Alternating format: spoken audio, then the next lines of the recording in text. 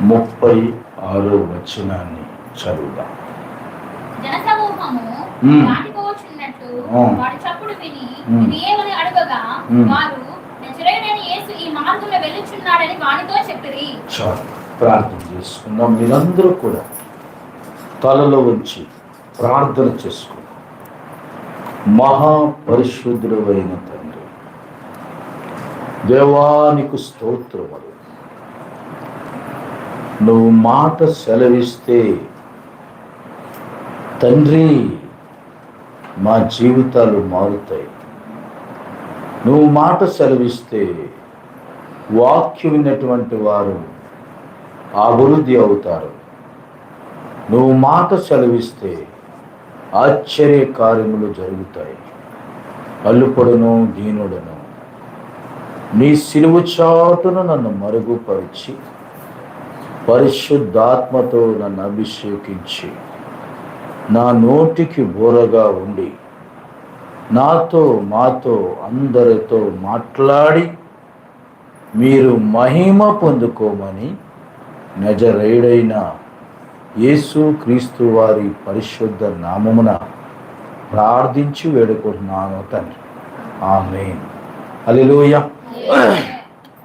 ప్రప్రథముగా తండ్రి దేవునికి కుమారుడైన యేసు క్రీస్తు ప్రభు వారికి స్తుతులు స్తోత్రాలు చెల్లిస్తూ కూడి వచ్చిన మీ అందరికీ కూడా ప్రభు అయిన యేసు క్రీస్తు పేరట శుభములు పలుకుతున్నారు. ఒక యౌవనస్తుడు ఒక ఉల్లిపాయ తీసుకున్నాడట. ఉల్లిపాయ తీసుకుని ఉల్లిపాయ లోపల ఏముంది అని చెప్పి ఆ ఉల్లిపాయ తాలూకా రేఖలన్నీ తీసాడట. అన్నీ తీసిన తర్వాత ఉల్లిపాయలో ఏమీ లేదు అని అనుకున్నాడట.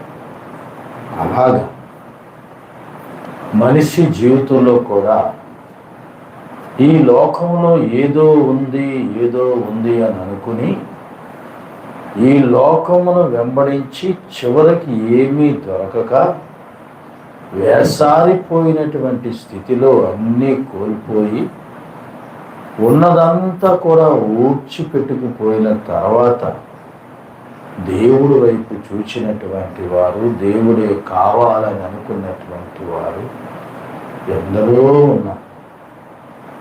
అలాంటి వారిని కూడా దేవుడు ఎప్పుడూ కూడా నా దగ్గరికి రావద్దు, నువ్వంటే నాకు ఇష్టం లేదు, నాకు దూరంగా ఉండు అని చెప్పడు. దేవుడు అందరినీ కూడా కష్టాల్లో ఉన్నవారిని, బాధల్లో ఉన్నవారిని, ఇబ్బందుల్లో ఉన్నవారిని దేవుడు దినమెల్ల కూడా తన 2 చేతులు ఎత్తి పిలుస్తూ ఆదరించి వారిని ప్రేమించి ఈ లోకములో ఓడిపోయినా నువ్వు నా బిడ్డవి అని చెప్పి స్వీకరించే మనసు ఎవరికైనా ఉంది అంటే అది ప్రభువైన యేసుక్రీస్తుకి మాత్రమే ఉంది. హల్లెలూయా. కనుక ఆయనకి కావాలి. ఈ లోకములో పాడైన వారు, చెడిపోయిన వారు, అనారోగ్యములో ఉన్నటువంటి వారు ఎవరికి వద్దు.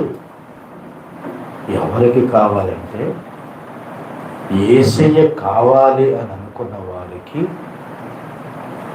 యేసు ప్రభువారు తప్పక వారిని ఆదరించి వారిని బలపరచడానికి వారు ఇష్టపడతారు.